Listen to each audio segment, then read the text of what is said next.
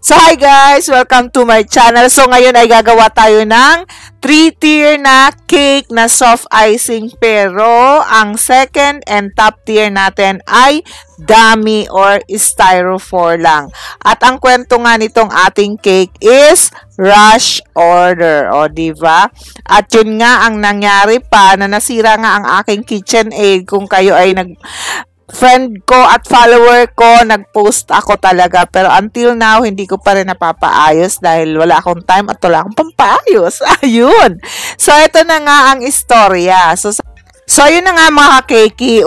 Yun nga, sabi ko sa inyo, rush order. Kumbaga, alas 10 ng gabi siyang ibinook. At dati ko siya talagang customer. So, hindi ako nakapaghindi dahil since nag-start ako ay customer ko na talaga siya. So, ayun nga, di ba nasira? Sabi ko, paano kaya to?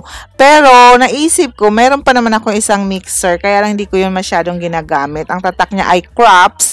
Magandang kaya lang pinagawa ko at sinira naman sa gumawa.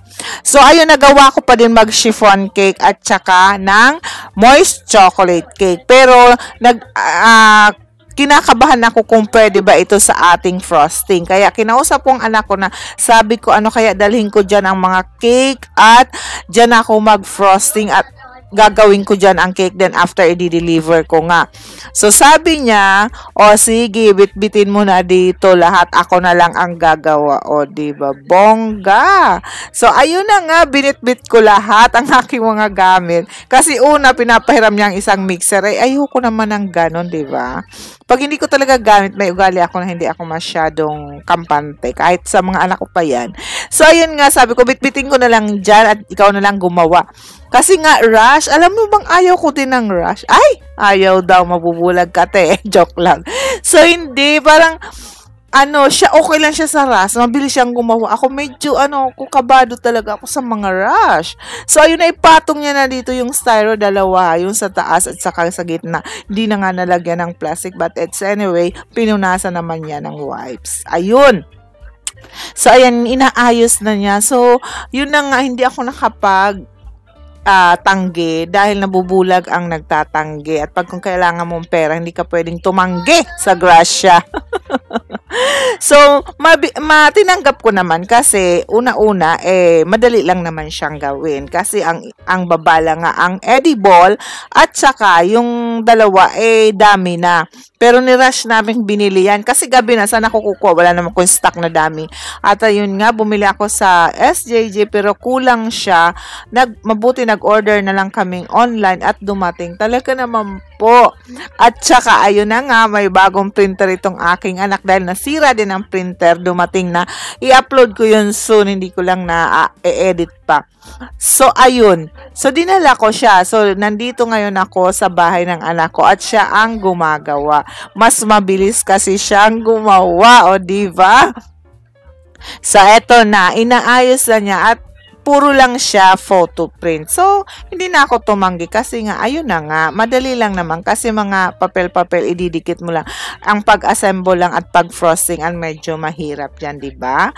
So, yung size sa baba niyan is 9x6, mataas. Tapos yung susunod niyan, 7x5 and 5x5. Paano ko nga ba pinipresyohan yan? So, ayan, pag sa mga dami, ang tip na may bibigay ko, kung magkano ang presyo niyo, like dito sa bottom tier, like sabihin natin 2,000 yan pag single tier lang, pag walang kasama. So, tip ito kung paano nyo pipresyohan ang dami. Ang akin, ang ginagawa ko is, nag-a-add ako ng 500 every layer.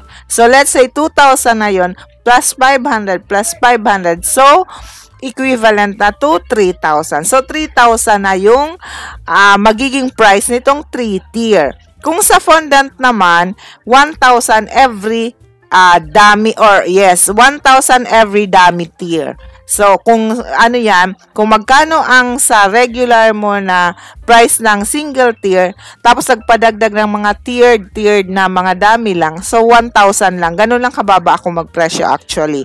And then, may kasama itong 24 cupcakes. Pero, yung sinasabi ko sa inyong price is nakadepende pa din sa costing nyo, So, doon sa 2,000 na sa bottom, ano yun, malaki yun. Pero, depende pa rin. So, hindi ko syempre mako-close sa inyo kung magkano ang bigay ko. Pero, yan ang nearest at yan ang pinaka-the best na idea na maibibigay ko. Okay? So, 3,000 plus itong cake na to. Masama ba? Hindi na masama, day. Kahit sa nag-order, ang taas niyan tignan. At alam nyo ang kwento pa, first time ko rin mag-deliver na ako lang, nagamit lang ang Google Map. So, medyo kabado talaga ang lola nyo. Kasi hindi naman ako nagdi-deliver, di ba, lalamog. Eh, sabi ko nga, may sasakyan naman at free ako. Ako kaya mag-deliver. Tapos susunod mag-grab na din ako. Joke lang. So, ayun na ang ating finished product. O, yan. Nakarating din ako ng maayos. At napagod ako kaya nagkape talaga ako dyan. Sa kabako ba? At ito nang nasa venue. Tuwang-tuwa naman yung client. Recommended lang pala siya ng aking dating client. Ayun. So, ayan na guys. Thank you so much.